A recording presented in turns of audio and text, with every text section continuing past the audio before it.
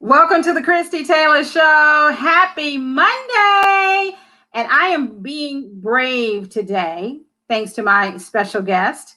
I am going live. Yes, this is not recorded. I am pushing through and we're going to see how this flows. But I'm telling you, I have a vet who's going to be hanging out with me today, someone that I've known over 30 years. Oh, yeah. We love the movie Beaches. We pretty much are lifelong friends and colleagues. And I am so happy to have her on my first live show, thanks to her support on tonight. So before we get started, we are counting down to the election. Be sure to remember that when we all vote, we can make a difference. Yes, whenweallvote.org. Check it out and be sure you're registered to vote and be ready to let your voice be heard with your vote. All right, now bringing my dear friend, lifelong friend, my bestie, Francyne Walker, Life and Style with Francyne. She is a journalist, an author. She's a show host and a lot of more things. Let me tell you about my girl. She holds the pen of the pen, or should I say the power of the pen in her hand, whether it be on paper or on camera. She loves to tell a good story. She's a creative social butterfly who's a graduate of Wayne State University with a Bachelor of Arts in Journalism and a Master in Communications. Francyne writes professional biographical sketches and performs voiceover work. Her voice has been described as lyrically smooth and can be heard on several corporate voicemails and radio commercials.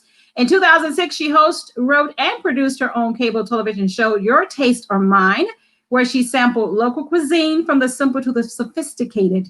In 2013, Francyne published her first book, Fit and Fab for Life, a collection of 50 tips to help readers get fit and fab, just like she did. It was inspired by her own weight loss of 60 pounds. My girl, Francyne, enjoys traveling, reading, working out, fine dining, shopping, listening to music, and she truly does value quality time with the family. I want you all to help me welcome my bestie, my Gail. I'm her Oprah. Or I think it's actually both. We're both, Gail. We're both. Yes. You know, I love that because, you know, some days I like that. Some days I'm Oprah and some days I'm Gail. Some days I'm Gladys and some days I'm Patty. What you said? Okay. You know, I might say a heifer or two. You know? Indeed, you will. Indeed. You know, if anybody watched Versus, you'll know what I'm talking about when I talk about, you know, them heifers. But oh, I love you. First of all, let's get all the girlfriend stuff out the way. You look gorgeous. Thank you. This lash might be doing a little something on his own, but we're going to roll with it. You know, it is what it is. But thank you. I love you. I love you. And I love you. Yes, yes, yes. I love you too, girl. Because of Francyne that I'm doing the live, not the pre-record. She's taking the training wheels off. Ride, girl, ride. Woo! Okay. Now, I'm super excited about this conversation, a conversation we've been having for decades, and one that I think is so timely at this, you know, transition in American history, in world history. You know, I like to put things, as you know, in cultural context, and we're going to talk about Black women finding their peace and safety in and amid chaos. So I'll get straight to it. First and foremost, though, Francyne Ann Walker, what's your story? How did you become a journalist? Oh, wow. Well, first of all, I think I have been writing for, my God, you know what? I'll tell you this. When I graduated from high school, I didn't go right to college. I actually went to work for Blue Cross years ago. And then I enrolled, then I went back to school, and I had 20 credits left when I first started. And then I went back to school, knew that journalism, I had to declare journalism like 20 years ago. And so I just decided I'm going to go back to journalism because I always could write. So that's how I became a journalist, because I had declared journalism prior to when I went back in 2005. And so journalism has just been a thing. And then I realized I don't just want to write. I want to be on television. When I saw people looking like me, like really literally looking like myself, I said, wait a minute. And the rest is history. And so what I ended up doing was interning with various, working full time, going to school full time, and then interning at a television station. So, I love to write, but not so much as much as, I was an entertainment editor for an online magazine covering different events. And I liked that, but I love the immediacy of being on screen. And there is some element of writing to that. People think you just show up and you read a teleprompter, but there's an element of preparation. It looks easy, but if it were easy, everybody would be doing it, right? So, but there's an element of writing to the story, writing into the story, writing into the clips. So there's that kind, that's my writing at this point. I still do writing as it relates to, or journalism as far as objectivity, but not so much print journalism anymore. But yeah, I think I've always wanted to write. And so here we are.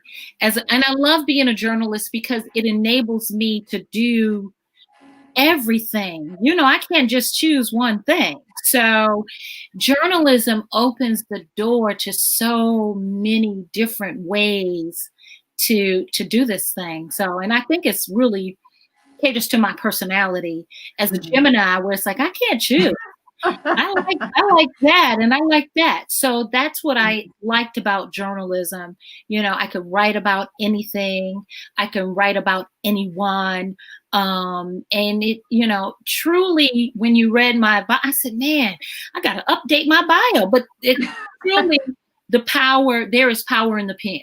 And God always told me, your pen will be a healer, and so I like to think that now what I'm doing in a different way is healing, but I'm not writing as much. Doesn't mean I won't write another book. I just haven't. Well, I actually have another book that I just haven't published. So, but which is? It's called Surrender, and basically it's SURRENDER. For those who didn't know, no, actually, it's surrender spelled out, but each letter of the word signifies something different. And I wrote it during the time that I was being an advocate for my mom, who was ill at the time, and just how I was encouraged to surrender in the midst of what was going on in my life at the time. And that was really looking after my mom and managing my own life. So it just came to me to surrender. And that's when you find peace, when you are willing to surrender. So yeah, so I have that in draft form. It's been handwritten. I have not transcribed it. So yeah. That's the next book. Well, I'm excited that I'll publish, but I'll definitely maybe do an ebook. I don't know. It's so many ways you can do it now. Shoot, I might do an Audible book. Well, you have a lyrical voice. Yeah, my lyrical voice. Wait a minute. Yes, exactly.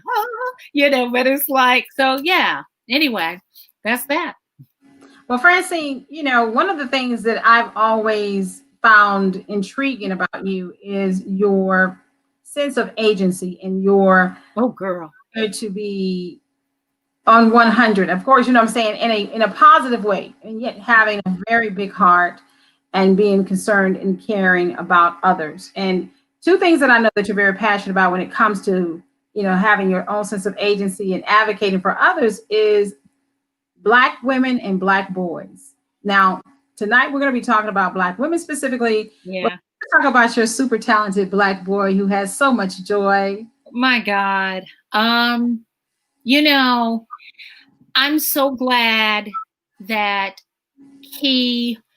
I'm so glad God chose me to be his mom. And it's interesting that you say that. My son, Kevin, is his birth name, but his artist name, and he chooses to go by Casey Cal, which is basically his name is Kevin Clyde Gilliam, but KC is KC, and califragilistic. So now it's just Casey Cal. But Kevin, someone said your gift for writing was so strong that you birthed your gift.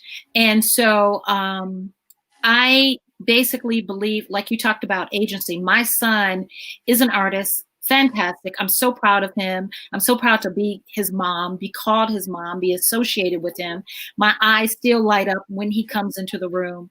But he is an artist in his own right. And he started out writing, and then, he was doing cartoons. He has a bunch of cartoons and stories, but he has chosen to take his art or his writing, put that to the side, and just create art from what he, Matisse, different. I think I said it right, but different artists, and but I keep up with him because he's grown. I keep up with him by way of social media, and just some of the things that he says. I said, okay, I did okay. I did good, So he is a writer and still getting his thoughts out and really, really speaking out against toxic masculinity and, agency. So it's like, yeah, that's my child. So I'm proud of him as an adult. Like, he's a cool kid, he's just an awesome human being.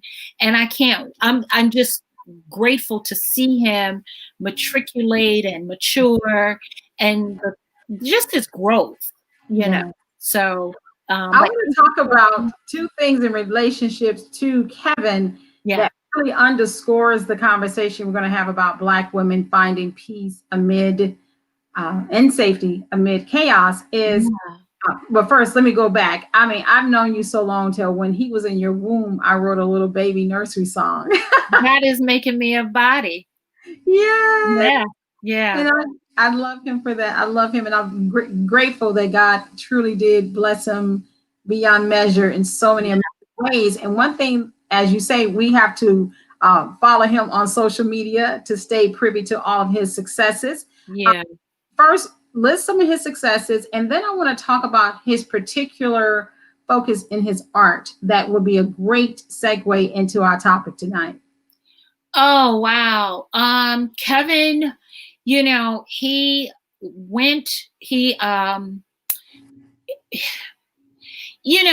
art it focuses on Black women and the aesthetic of Black women. And if you go to his page, shameless plug, at Casey Cal on Instagram, I'm trying to get as many followers as he has, but you'll see a lot of his work, and it focuses on the aesthetic of Black women, but not a narrowly defined, no pun intended, a narrowly defined standard of beauty.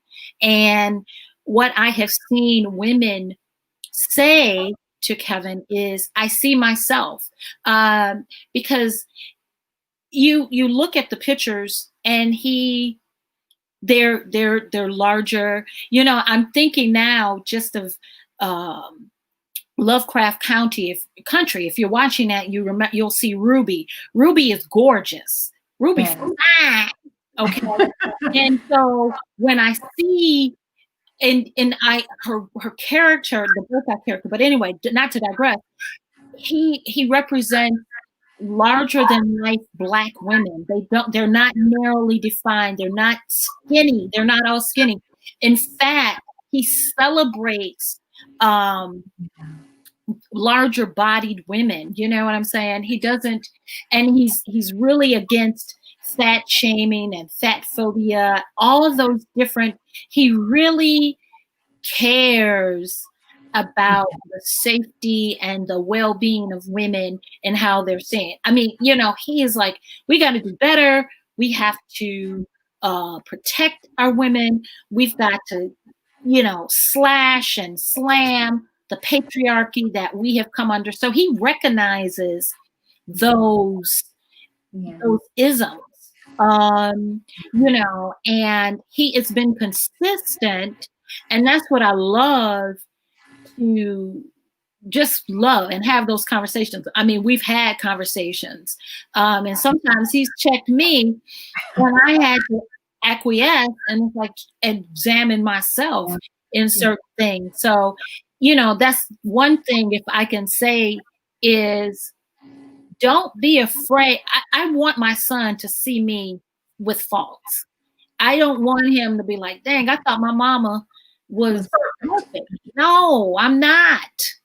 I just got to be your mom, and that was a blessing, but I am not perfect.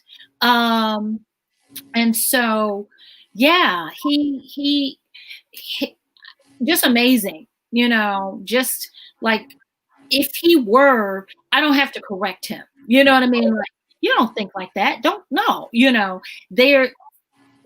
came into that. And I think that came into play because I always enabled Kevin as a mom. I guess being a free spirit and being a young mom, I guess I was always determined that I would cater to Kevin's band. He didn't want to play sports. He wanted to be an artist. So that's what we did. That's what we focused on. So I just believe in agency all across the board, from my child to a stranger. Do what you love. Do what you feel. F everybody else. As Rihanna would say, F everybody else. Which is a great segue to the fact that because hold on, let me let you get that. No, I'm good. I got it. No, it's like, I'm good. Yeah. Thanks, girl. Because it's so weird being a guest. It's because I'm like, okay, we should, but you don't do that when you are a host, friend. So, but yeah, go ahead. One of the things that I wanted to bring that point out, because I understand that your sense of agency and your passion for advocating everyone living within their greatest truth, not just in their how I feel today, but just like your real authentic truth, and how you fostered that in your Black son, who is now an incredible Black man who has had phenomenal success in his artistry that has taken him to New York. His work has been in Brazil. Ooh, why did I? Brazil. Yes. Brazil. Yes. Magazine. Yeah. So, yep. He actually is he's doing a mural in New York. So keep him in prayer, because they just did the insurance, because he's going to be on a ladder. So he will be doing kind of like Diego Rivera in Detroit, where it's like the whole mural. But it's exciting. I pray, in this time, a hedge of protection, around all of our children, around anybody and everybody that is Black or brown, and not. This is not an all lives matter. That's not what I'm saying, but it's like, because we have a target. So I pray for him, because he is such a thought leader emerging. I believe, I tell him that, where he will lead the pack, where it's like, y'all got to check yourselves. And we're going to talk about that. Check yourselves, because I think whoever he gets with will be in good hands. So. Now let's talk about this, in the great segue, Black women finding their peace and safety amid chaos. I built this story at the beginning of these moments to really kind of show who you are, your heart. Mm-hmm. Dig down into the conversations you and I have both have had over 3 decades about navigating life, navigating this male-dominated world. Mm-hmm. you in journalism, me in the entertainment industry, oftentimes male dominated, more importantly, white male dominated when it really came to the numbers. But Yeah. being able to navigate those type of environments and be at peace and safe. We're now in the Me Too movement, the Time's Up movement, because of that very thing, because of those very long held, century held isms and, walls. So Yeah. I wanted to establish that because we're about to dig down into this. I We know got time, right? We got some time. Yeah, because you can definitely, we got time. This is your show, and wait a minute. I'm not going to be a journalist, but I am going to get comfortable because it's like, oh, let me get comfortable. Sitting on my leg. It's like, it's going to go to sleep. So it's like, wait a minute. Let me because it's like, oh, this might be a two-parter, but go ahead. Yes. Okay. So I know that you advocate having your own sense of agency, your own sense of identity, not only just having an idea of who and what you are, but being able to live fully in that light, to be 110% in that. And you've advocated that in your own life and in your family's life, in your son. You've instilled that along with your tribe, your family. And I know how deep you all go with that. Yeah. So it spills over into your social media, the things, the thoughts, the words that you speak. It really is you championing everyone being able to live free of others. What's the word you oftentimes use? Well, something, I'm gonna let you totally put your platform out there, because I know how you feel about the current state of affairs where we are as Black women specifically. So now we're gonna go to the Black Woman Show. Okay, so everybody. Yeah. I feel like double Dutch. It's like when I'm ready. Yeah. We wanted to establish, I wanted to specifically establish the love, the authenticity, the broad vision that you have for agency and advocating everyone live within that, including Black men. Yeah. So now it's on to the Black woman. Yeah. Being able to be at peace and safe amid chaos. Let's get to it. Okay. Well, I can, as you were talking, Chris, I heard, I saw exactly what that looks like. And I think I'm a strong advocate for agency because it started in high school. When I, being a girl, and not being able to do too much because my mama would get at me.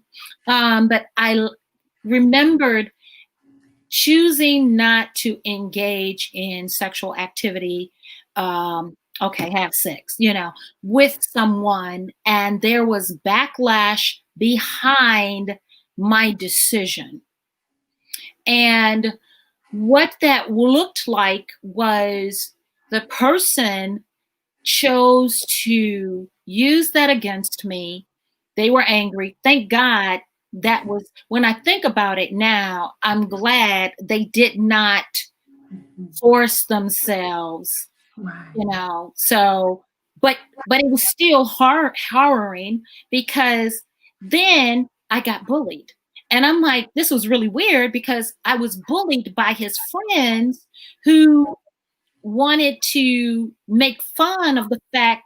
I mean, I remember to this day them saying I was a man. I mean, it's the kind of crap you see now where people, it's like projecting and making people, pressuring people to conform. Well, I'm going to say it like this, and I'm going to say it the PG rated way. I didn't give a damn. I stuck to my guns, I remained a virgin, but I was bullied. It was 2 or 3. And I'm like, well, why?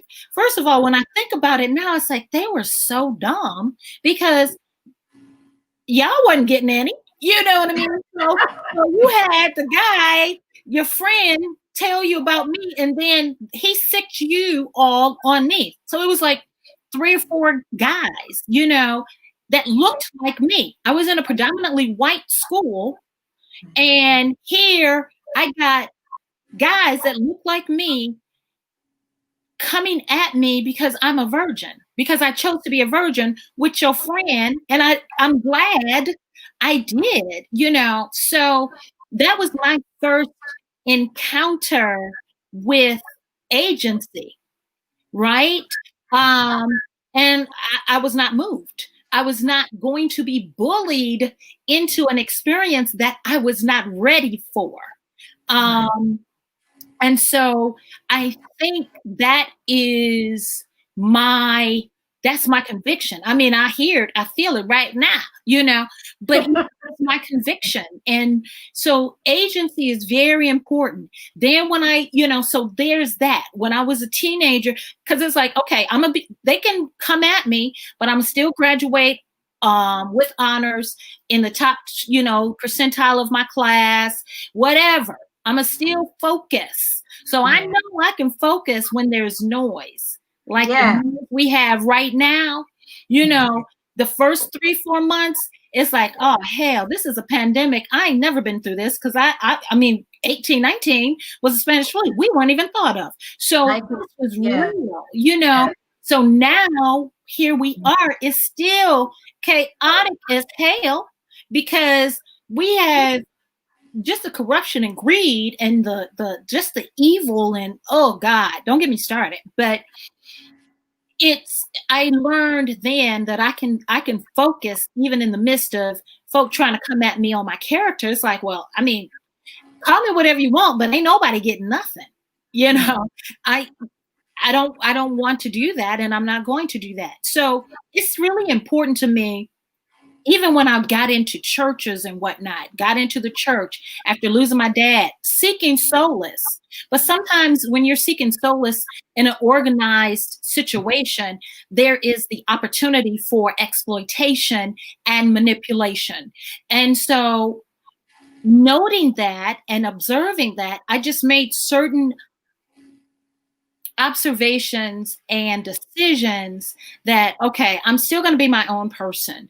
I see this groupthink thing, and I'm just not going to be a part of that. Because it's like, first of all, I'm just not. It's because it's an opportunity. It's like the sheeple thing. So I just think it's important that we decide that we are going to be our own person. And that definitely takes some courage, because we all have a need for humanity and connection, but at what price do we pay for connection? And do we sacrifice our individuality because I want to belong, but I don't want to be that sounds like pigeons to me. I don't want to be a pigeon. I don't need to be like you to be worthy of worthiness that I was already born with. Like, why do I need why do I need that? Why do I need to do that? So that's agency. And it's like, man, I used to wonder, what does that mean? Agency means I have control over myself and what I do, how I express myself. I was in high school. High school was real interesting, and the guys were real interesting. I will never forget this guy. He always wanted me to wear my hair a certain way. Anybody that knows me knows I'm not caving into that. Well, let's establish first and foremost, we have been lovers of wigs since our 20s. Actually, that was things that bonded us when I was living in Detroit. Yeah. That was Ray Charles. We're gonna tell our age. Ray Charles, girls. Yes, exactly. We're sitting up 20-something years old with a head full of hair that we had under the hair. Girl, I got it right now. I twisted it. I guess not twisted it last night during verses, so my hair would lay down. It's like, oh, this is perfect. And it was, I said, oh, I just need the right amount of detangler. So, because it's like I am tender-headed, and it's like, yeah, also. But I wear a certain way, and he kept wanting me to wear it another way, and I was wearing my hair the other way. I wore it back or something. I can't even remember. But he broke up with me, if that's what it is, broke up. But I still kept wearing my hair the same way.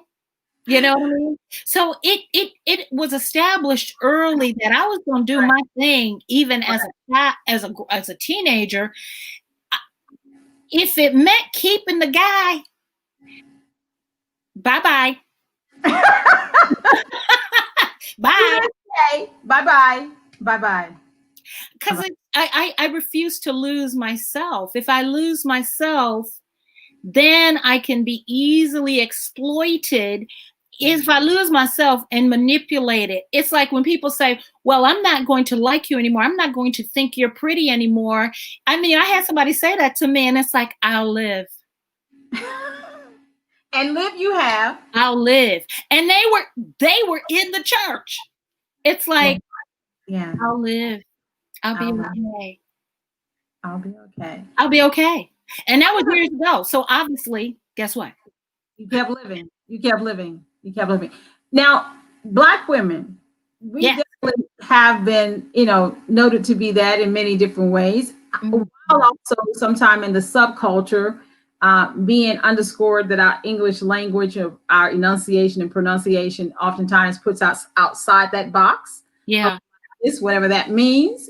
But I will say this: when we were navigating, because we are old friends, when we were navigating our 20s and our 30s, and I'll say this, while Francyne has definitely always had a strong sense of agency and advocating for others, for themselves, for their sense of being and the safety of their bodies, I was always fighting for people, for them to live their dreams.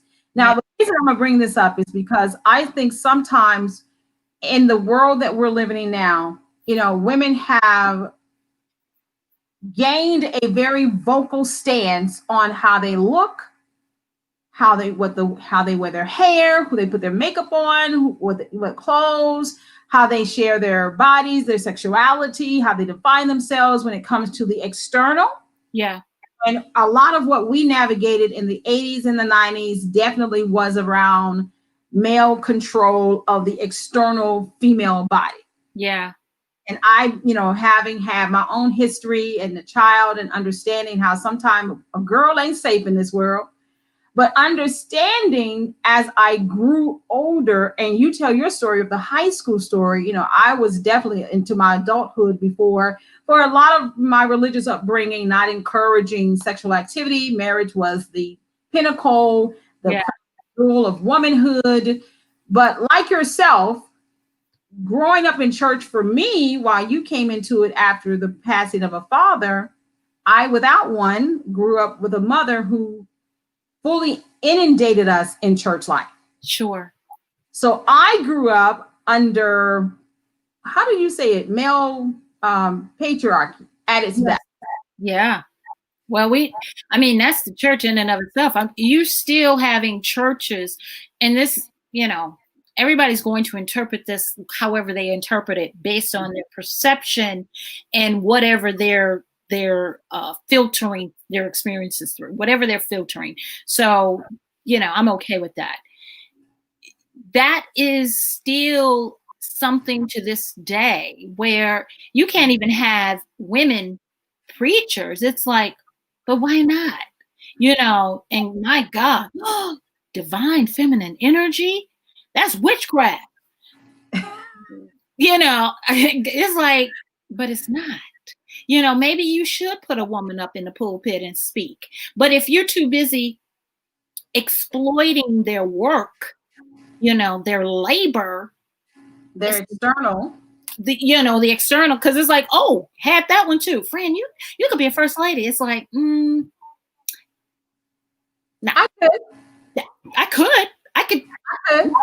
I could probably do a whole lot of things, but in your 20s and people are trying to kind of peg you, it's like, I could be a first lady and I could be a beard. I mean, it's so many different things. For those who do not know, let's very quickly, you said you could be a first lady or a beard. With us being in the industry. Oh God, did I just go there? Yeah. I want to kind of give a little backstory. In the entertainment industry, oftentimes we have people who we know are openly gay, and then we have closeted gays. And oftentimes, depending upon the circles that you're in, you would get a very attractive or forward-thinking young woman who would become your companion for life, just to cover the fact of your true sexual preference. So I wanted to just kind of give the more intellectual explanation of a beard. And I wasn't covering nothing I wasn't getting none from. Okay. Which was also another good word, which was called a cover girl. Yes. Girl. Yes. Yeah. So whether a beard or a cover girl, either way, or even if you had a man who was strictly, all about the feminine form, when we were being instructed or nurtured, because I definitely had the template of being a preacher's pastor's wife, because I could sing, I could speak, my mom had definitely raised us in church, but beyond church, she was she was a theologian. Really, my mom is a theologian. So we were well versed in scripture and being able to exhort. Then I went to a Christian university, and then I toured and I sang. So I definitely knew church and Christendom. However, going back to agency, and I like to even say beyond agency, is divine purpose. Yeah. And oftentimes we are not encouraged as women, and I'm focusing this on Black women, to really tap into our divine purpose and pursue our divine purpose if it's outside of the construct or in support of male agenda.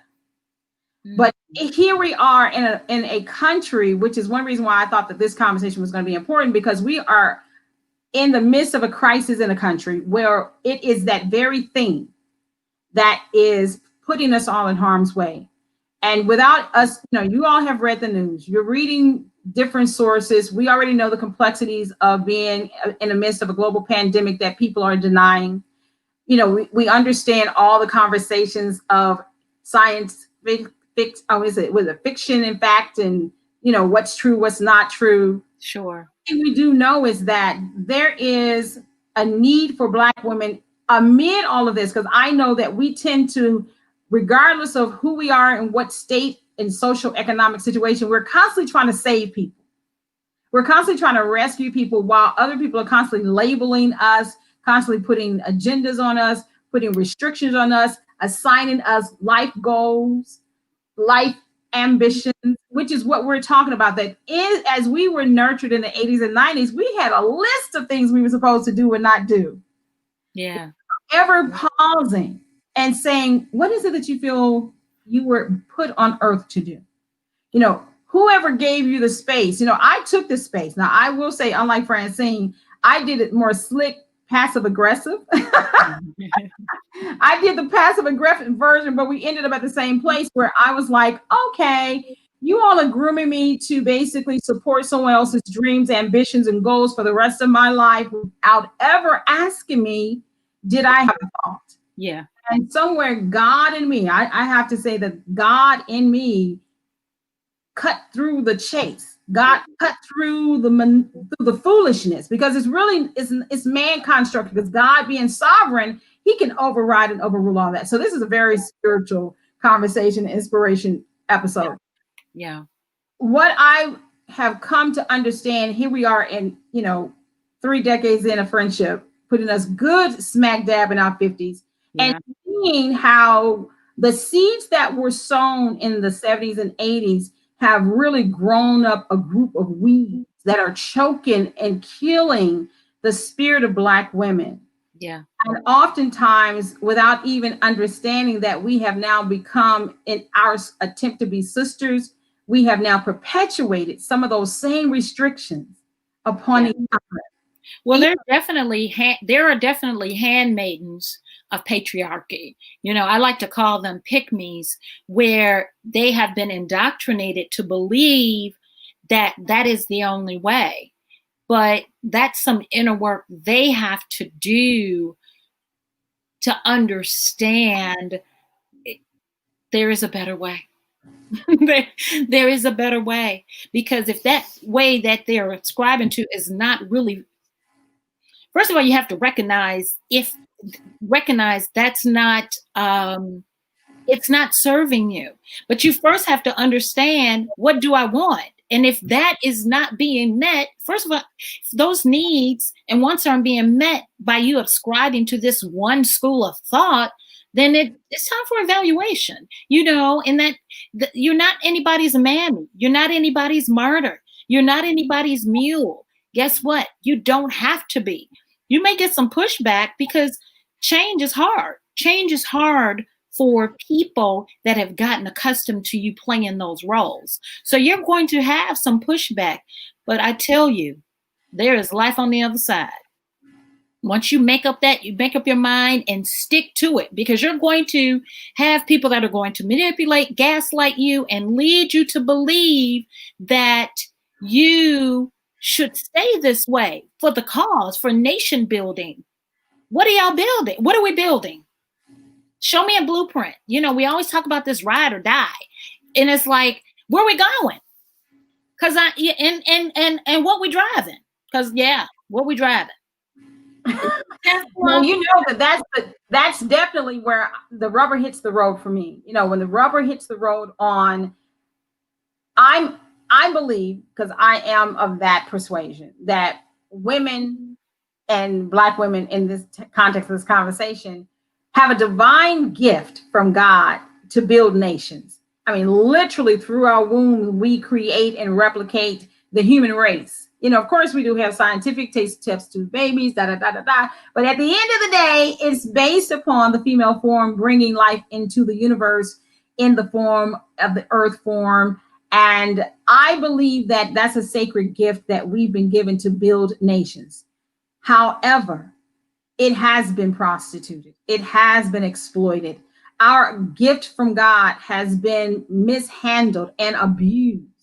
And now we have to. Now, I feel like, I guess because of my own life journey and so many things that I learned that, I grew up thinking like from a victim perspective, like, that's not fair. I didn't want that. I didn't think that. And why did this, but it's like at some point, God taught me a valuable lesson. He said, either you're going to swim or drown perpetually. Yeah. When he showed me, he said, you don't know how much time on earth I'm going to give you. So either you're going to learn how to swim in this ocean and maybe become a master swimmer, Olympic level, and to the point it becomes a sport navigating these waters. Yeah. God definitely blessed me to do on many, many levels. Yeah. Or you're going to be in a perpetual state of drowning. So when he showed me that regardless of all the hundreds of years, because it has definitely been an indoctrination. That's why a lot of people, a lot of women, we fed into it. Like some of this it's not all your fault. Take responsibility, yes, to change. But we have all been indoctrinated to be this person, this helpmeet.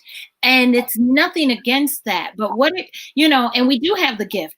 And there's also the exploitation of the gift and just flailing. Like, what are we building? What am I putting my energy towards?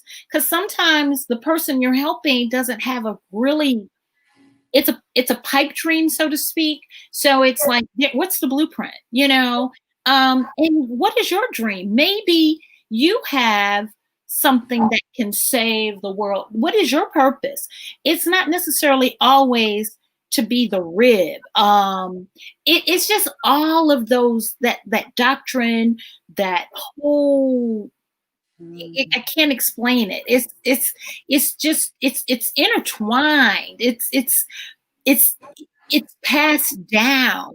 So some of it has been to some degree almost avoidable until, that's why you got to keep an open mind, until you're around somebody else and it kind of resonates deep down, because it's something like, I mean, because I remembered when you and I met, and it's like people were trying to, like, first of all, I ain't no damn Barbie doll, with no brain. And so it's like, don't assume that. And it's like, no, I can think for myself. And guess what? I'm 21 years old. I'm still trying to figure it out. So I knew, looking at it now, I didn't know. I was still middling about trying to figure out. I knew one thing. I wasn't going to let nobody. I did know this in my earlier years. I was not going to end up being this bitter, dried up, pent up, woman who was not aware of her sexuality. Something that probably saved me was having my son. I was in the church, but I had my son at 26, and having a mother who side-eyed a lot of stuff anyway, who supported me, and I didn't look for the church for validation. Like, this is my child. It's like my mama got my back, I mean, she did not, she just side-eyed everything. Oh, that church, so. And I will say this too, the fact that, okay, let me interject this. Now, I'm so sorry. No. I want to say, interject this. I grew up Black church from day one. I mean, of course, my mom had us in missions and, street ministry and, like real evangelic type ministry. And into the church all the day, to the point that the pastor would give her the key. Well, you also had, and I think which was always interesting in our conversation, you had another perspective of God in church, because you also had grown and had Catholic school. So you also had a different perspective of God, religion, than most people who, and like you said, you went to a predominantly, white school. Mm-hmm. So oftentimes those things are not factored in our decision making. So when we get into what I call the sub-Black culture, certain things are being perpetuated from hundreds of years of chattel slavery, to recent emancipation, to terror, Jim Crow, apartheid. Now we're in this new, movement of, fighting, civil rights just 56 years ago. And now we're in this police state, and our Black lives are still not mattering, which causes me to want to find in the intersection of all of this in this conversation. Yes. Interwoven, as we stated, starting from this conversation, how you yourself have always advocated for yourself, for your son, for your family, for your friends. God knows that you have been a gift to me. And I don't, I'm about to cry. You were a gift to me, because I met you in my 20s, as you say, as we were forging life, as I was figuring it out, as I was making a determination that I did not want to live the template just because someone felt, because I could sing, preach, speak, turn around and be nice and smile, that I needed to fit a certain profession. When God actually, given me a voice. He had given me a voice. I was a singer, but even then I had friends who became recording artists, my brother included, producers, but even that wasn't the template. God wanted me to do something that had nothing to do with church within the confines of the building. It had nothing to do with being a recording artist, hanging out in the studio till 2 or 3 in the morning. Oh, child. You're okay. Read it up. That was not my life either. Being able to learn, and I think it was in my Detroit years that God really started showing me the importance of being purpose driven and understanding that the things that He called me to, the dreams and ideas that He had for me, first of all, could not be confined by any religion, because God is the cosmos, God is the planet, God is the universe, and His will and His mission and His desires for love and light is for everyone, wherever they are. Yeah. It's like I said, my mom had us on the street, passing out tracts when we lived in DC, or being always on the weekend doing those, the soup kitchens type stuff. Right. God was always bigger, and God was everywhere. So when He moved me out of my comfort zone as the quiet one and put me on the path of being a journalist, of being in radio, teaching me I had a voice and I had something to say, it really made me have to mature and start understanding that every single person that I meet also have a voice. They all have something to say. Yeah. And I think that's one reason why we clicked. And when we would navigate the sharks in the water. Yeah. You know, we would meet like-minded people, and we started realizing, oh, it's an epidemic that we have all, as you say, boys and girls from childhood have been indoctrinated to oppress each other, because we are in an oppressive society. So many of our relationships, male and female, when you're dating, even your friendships, oh my God, do we get on friendships who also perpetuate that? Wait a minute. Let me send you a virtual offering. Yeah, you got cash out. Because I think that one reason why in order for this to make sense, for the peace and the safety in the chaos, because the truth established that chaos coexists it's interwoven, it's in the milk, it's in the air, it's in the food, the toxicity of stripping individuality, even divine purpose from a person is interwoven into this culture. Yeah. However, even in cosmic chaos, I truly believe, this is, me, I'm always looking for the silver lining, I'm always glass half full. Yeah. That we are responsible, going back to the responsible piece, of finding our peace and maintaining. Remember when I lived in Detroit, I remember the Coleman Young years. And at that time, Detroit was very, very dangerous. Carjacking was the new thing. And I learned, coming from the South, where we kept doors open and windows open and, sit on the porch and stuff, that I could not be that Southern belle navigating a concrete city. And I remember, particularly with carjacking, learning how to protect myself, to protect my Black body. We had to drive in the center lane, keep your windows up, keep your doors locked, keep your purse on the floor, all how to navigate if somebody starts trying to block you in. So while we have to be aware, we have to, first of all, be aware that we are in a chaotic time, that we are in a chaotic world, that we are in environments that are not necessarily created for our best interest. Yeah. Yeah. We have to learn how to navigate and carve out our own peace and our own safety. Sure. Yeah. You said something when you said we are, those years, you're talking about the Coleman Young years, and we can parallel, where it's like there are certain precautions you should take as it relates to your safety. And it's the same thing now, for one, I have anxiety. And one of the things that I knew I had to do was, even as a journalist that is constantly watching the news, not so much watching the news, because I don't really watch the news per se on television, but getting the news, because now social media is the news. That's why it's news feed.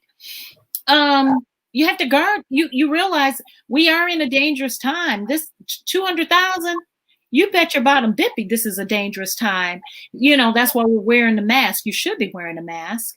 But one of the things that I have noticed is you gotta guard your peace, in the sense that, okay, certain things I can't digest. Thank you, Anya. Certain things we can't digest. There's certain things that I've set certain boundaries. I'm not talking to different individuals, because it's like, if God says you're going to either emerge or submerge, and this is going to, this time is going to magnify who you are, then you need to understand, who am I? How am I going to emerge? Because I'm not submerging. So it's like, you got to take some precautions, and that's responsibility and accountability and setting boundaries, that sometimes when you set those boundaries, people are not going to be open to. They're not going to, because it's like you're stepping outside of yourself, or the self that they become accustomed to. But if you're going to grow, you might shed some stuff, you might prune some stuff, and it's going to be uncomfortable. We always say it, change is uncomfortable, but it's even more uncomfortable for the others that have become accustomed to you in this troop. Let's say you were the trombone and everybody else has got their line, and then you step out. It's like, wait a minute, what happened to the trombone? You done dropped that trombone and said, I don't want to play no more. You know, and it's like, I don't want to play. You don't want to play. Why? You should. And then you get the guilt trips and you get the gaslighting, and it's like, you know, and then you get the other troop members, convince her to still play. I said I didn't want to play the goddamn gone trombone. And it's like, but you should play the trombone. That's not what God has me doing today. That's not, matter of fact, I'm not even supposed to be part of a troop. I'm supposed to stand on my own. So there's a lot of shedding, you know, and let's say this, you know, as the aunties were saying yesterday, I'm not perfect. I have catered to some things in the name of love or whatever you want to call it. But I will say today, at this time, or whatever, dispensation in time, choose you. I would say choose you. And if it feels uncomfortable, because see, you said something, Chris, about oppression and choosing you. Like, I was like, what is it about people that don't want to honor boundaries? Like, as a Black woman, I'm expected, and I can't stand it. It's like, as a Black woman, I'm expected to be the bigger one. No, I ain't gonna be the bigger one. And sometimes I'm not gonna go high. That was for Michelle. For Eva Flotus, that was for her to go high.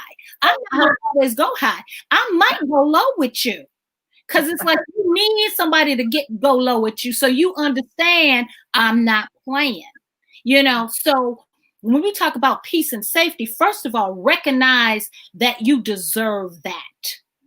Okay, you deserve to be safe and you deserve to feel peace. And if that person doesn't make you feel safe and doesn't bring you peace, cut them off. Start with looking around you, because people will try and make you feel like you need them. It's like, no. That's why I say the sweet sound of silence. The sweet sound of silence. All flow, no force. I'm not forcing people to stay. I'm not forcing people to be anything they don't want to be. Please go. Well, can we? No. Because it's just going to be more of the same. So peace starts with yourself. Just like my mama used to say, thank you, Vivian. Charity begins at home. Yeah, starts with you. Charity begins at home.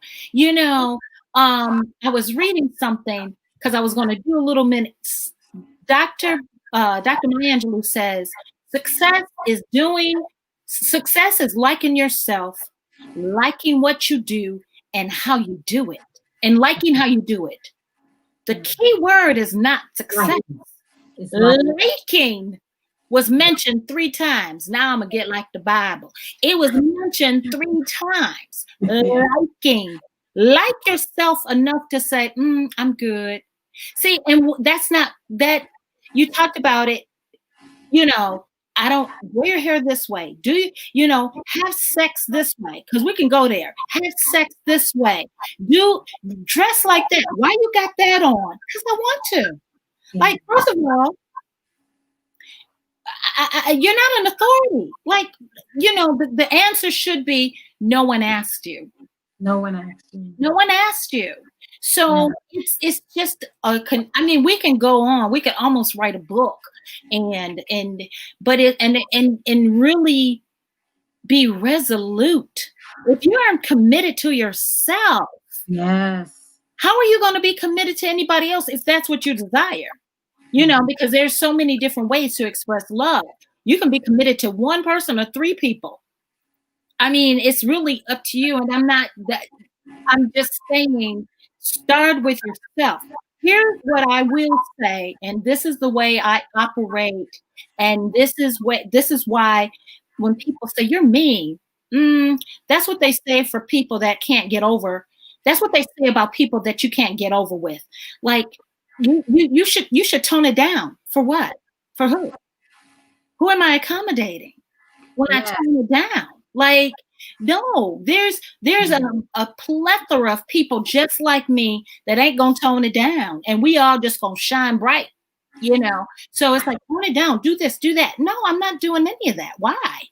Give me a reason why I should tone it down.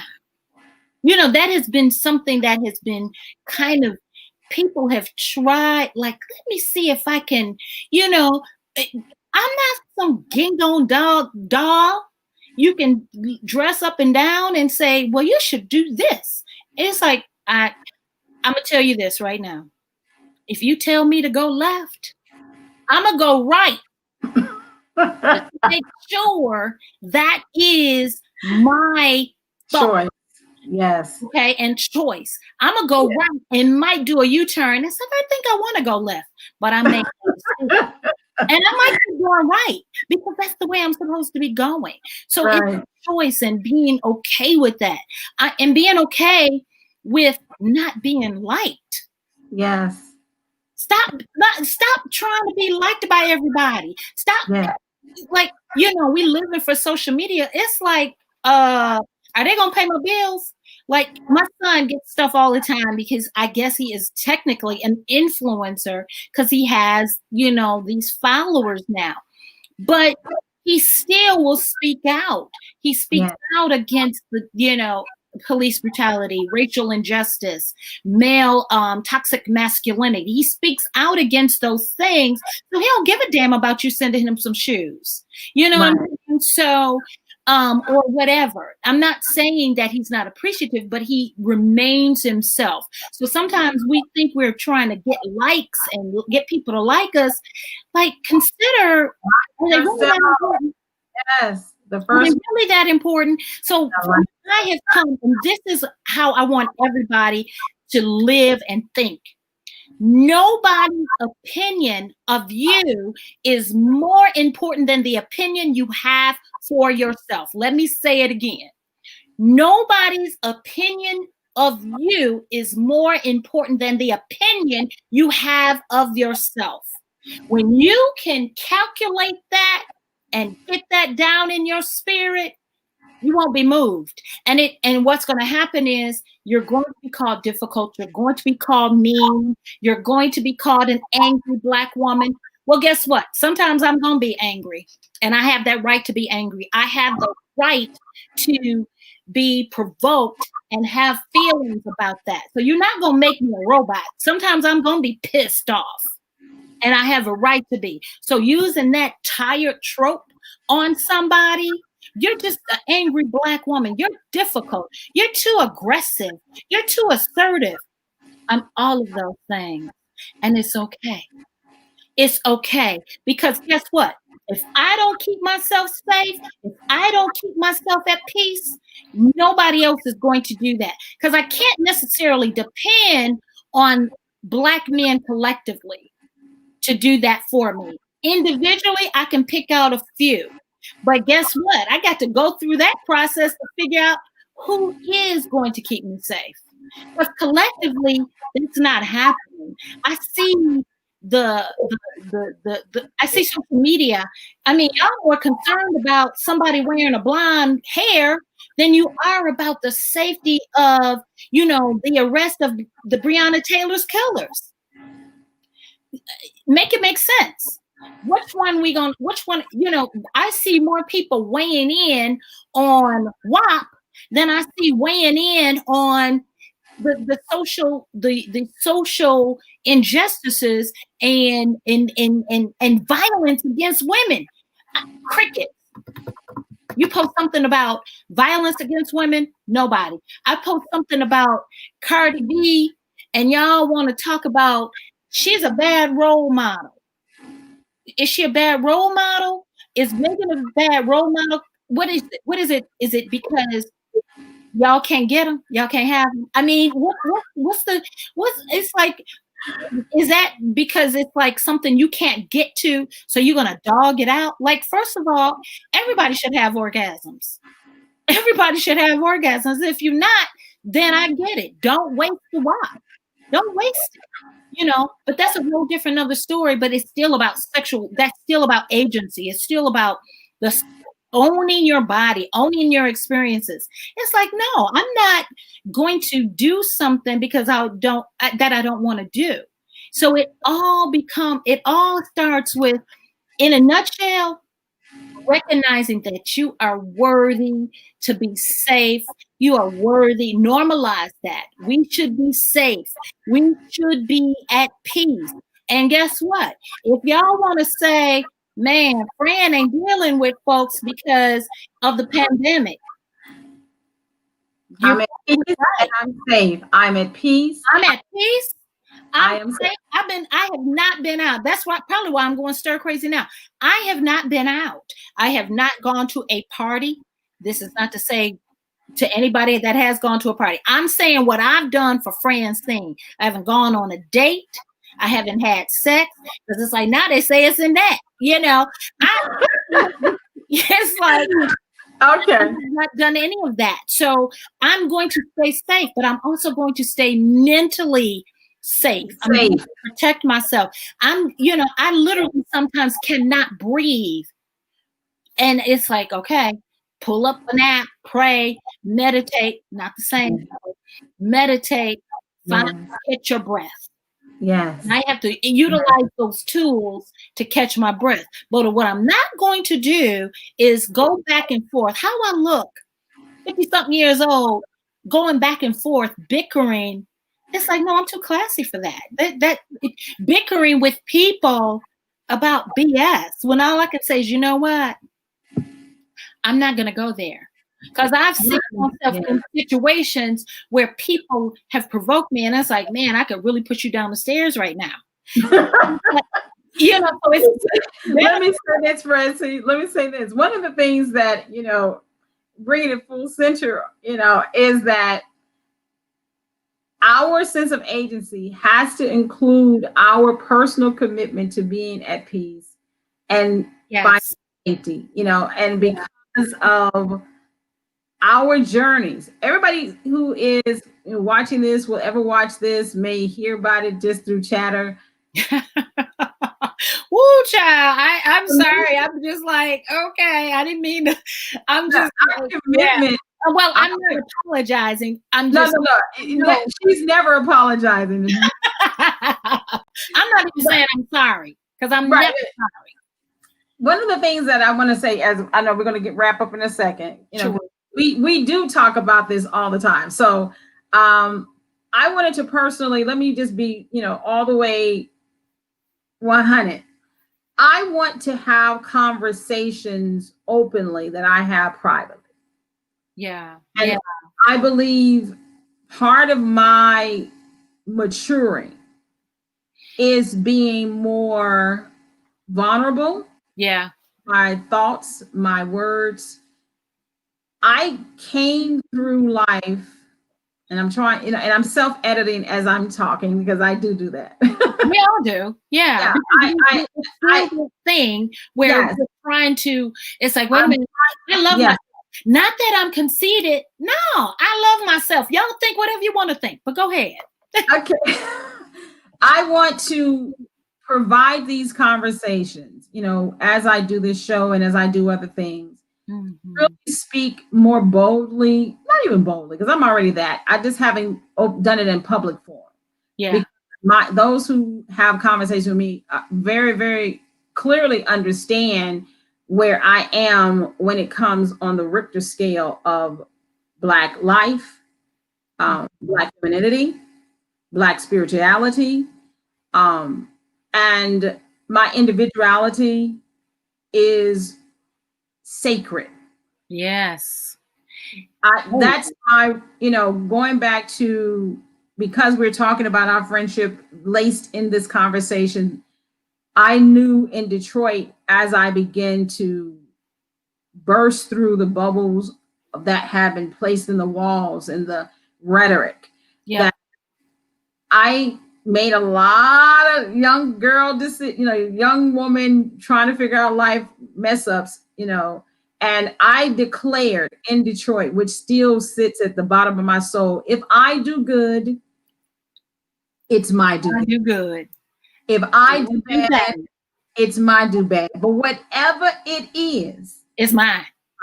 I own it. I own it. And one of the reasons why I speak to this loudly, because these are things that if you have ever had a real conversation with me, I stand on these principles. Mm-hmm. That for me to live my life fully, for me to really go beyond the norms, for me to break my own interior and inner barriers, is that I have to take a look at myself, assess who I am, own it, and then say, whatever I can't do, God can in me. Not God will do around me externally. No. This is when that God within me, that God in me, the Holy Ghost, whatever you want to, speak to, the intimate entwine between the human and the divine. Mm-hmm. Mm-hmm. He's not going to operate outside of Christie. Yeah. And I gotta come full circle. So if we election, because all of this too is about election. Yeah. We to the wrap up, y'all. We to the wrap up. This is our first close. Come on, we're gonna be like real church. As we close, I wanted to have these conversations as candidly and openly as I could, because I do see, and you're on social media, you created Facebook, even though I forced you to. I'm very tailored and curated in the things that I post. That's because that's who I am. I choose to speak affirmations. I choose to create the world I want to live in by the words that I speak. The world that I live in and the life that I'm living is literally linked to the words I spoke decades ago. Yeah. Years ago, months ago, weeks ago, days ago. I'm still creating the world I want now. So I'm in an election year. I am living in America. I'm a Black woman who I understand historically I am not valued. However, I know that the divine, the God, the one who created all things, values me. Yeah. Tap into that. Now, see, that's what a page I live on. So how can I take full divine responsibility for my human life in this moment? Understanding I have a voice. We all can vote. We all can represent. We can all have our philosophies on who should not be in the White House, who should be, on the Supreme Court justice, who should be in the House of Representatives or the Senate. We can determine who our governors and our congressmen and our various levels of elected officials. We can even determine who we have as our pastors and other institutional leaders. But one thing I can say, that for you to make that real bold decision, you first got to make sure that you are actually living out of a sense of agency for yourself. Or are you just perpetuating somebody else's agenda on your life? Because oftentimes we are making decisions that are not in our best interest, trying to stay in the herd immunity, in the herd mentality. Yeah, that group thing. The group therapy. The group think tank. Yep. And God is saying to all of us, as we evolve as a human race, because this is all about evolution. Yeah, it is. You better tap back into what the divine is saying to you individually. Mm-hmm. Mm-hmm. And come to a place of peace and stillness and wholeness and health, and maintain your safety and your sense of safety for yourself, mind, body, and spirit. I'm preaching in this moment because if I don't do nothing else, this is what I feel impelled to do, that the light has to pierce the darkness, that clarity has to take over the confusion, and all of the lies have to be submitted to the truth. Yeah. Is that we are, as individuals in a human race, all creating the chaos, and we have to come to our own sense of peace in order for the sea to become still. Yeah. Which the word my cash app is. My cash Girl, yeah. Is it your birthday? Because you know that's so close. Black women, if you ever watch this, if just even, one of the things about journalism, and I am going to close on our second close. One reason why I do believe that certain women and men have been called into journalism, because you have to understand that whoever controls the media controls the masses. Yeah. Whoever controls the media controls the masses, and whoever's controlling social media is controlling the masses. Yeah. And because you have to be aware that that is a real thing, you then have to learn how to control your own mind. Yeah. Yeah. And part of that is seeking your own peace. So to Black women who feel like you got to save America, to Black women who feel you got to save Black America, I want to give you permission right now just to save yourself. And let it burn. And let it burn. Let it burn. If God don't save it, it won't be saved. But you can at least find the sanctity of peace and the sacredness of self-love in the arms and in the arms of God's divine presence in your personal life, that you have been to. The reason why you are where you are, you fought what you fought, you achieved what you achieved. So you already know God is on your side. Yeah. So I say to you and all my other Black women and sisters out there of all shades, mocha to the darkest, to the lightest, and even to those who are allies of the Black sisterhood. Amen. Be within yourself. Yeah. Peace within yourself. Guard your body, guard your spirit, guard your soul, guard the sanctity of your sacredness that is connected to the divine, and let God deal with the rest. Yeah.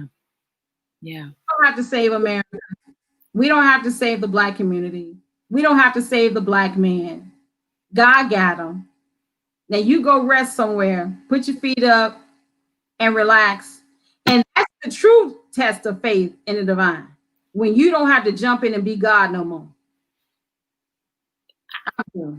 Hold on one. We'll be right back.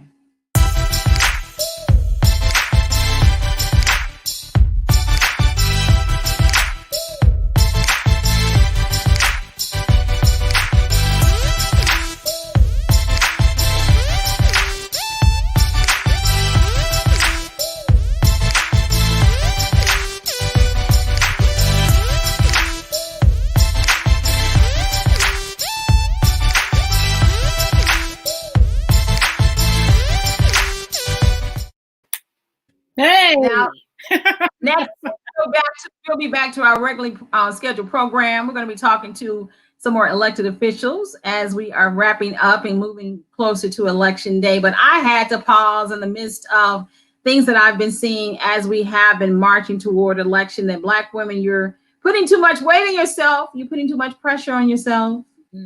Yes, when we all vote, but at the same token, let your voice be heard. Yep. Pick up the weight of the world. Francyne, I'm gonna let you have the last say. Let them know how they can keep up with you and all those beautiful things. Oh, wow. Thank you, first of all, so much for having me on, Chris, to be a guest on your show. This is your first live. You did it, girl. But you can contact me, or you can actually find me on social media at Francyne Walker TV, Instagram, My Life and Style with Francyne, which is my show.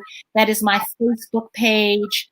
And you can also follow me or like and subscribe my YouTube channel under Francyne Walker. If you just do hashtag Francyne Walker, FRANCYNE Walker, all my past shows. Today was my 35th show, actually. You can find that show for this year. I started in 2018, so, kicking off the second season. But you can find me there. Again, I will just reiterate what I live by. The Bible says you got to be the partaker of the word. See, the word is hidden, right? So, even though I was very much into making sure I was not going to fall to go under with all other sheeple, the word is still there. So be the first partaker. Do not let someone else's opinion of you rank higher than the opinion of that you have for yourself. You can do that, everything else will just fall away. It's like, wait a minute. Am I going to let unimportant people matter? And you decide who's unimportant. You decide that. That's your agency. It's like, are they a priority? Or are they bringing more noise? Are they part of the critics? And if it's constructive criticism, what are you building based on that? What are you building? So just, first of all, develop a high opinion of yourself and never let it fall under anybody else's opinion for you. That's all I got. If you can do that, everything else will kind of build itself and fall in place, because you will make decisions from that place. It's like, wait a minute, they said I was here, and I'm here, and they're trying to put me here. It's like, let it fall away. That's all I got on that. That's my parting word, and that's on God. Period. Pooh. On God. I love you. Love you, girl.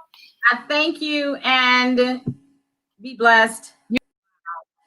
Okay, y'all, this is my first live, and wow, I definitely took those training wheels off and I threw them to the side. We are going to be still opening up to more opportunities to do lives, as well as our pre-recorded shows. And for those who would like to be a guest, be sure to check me out.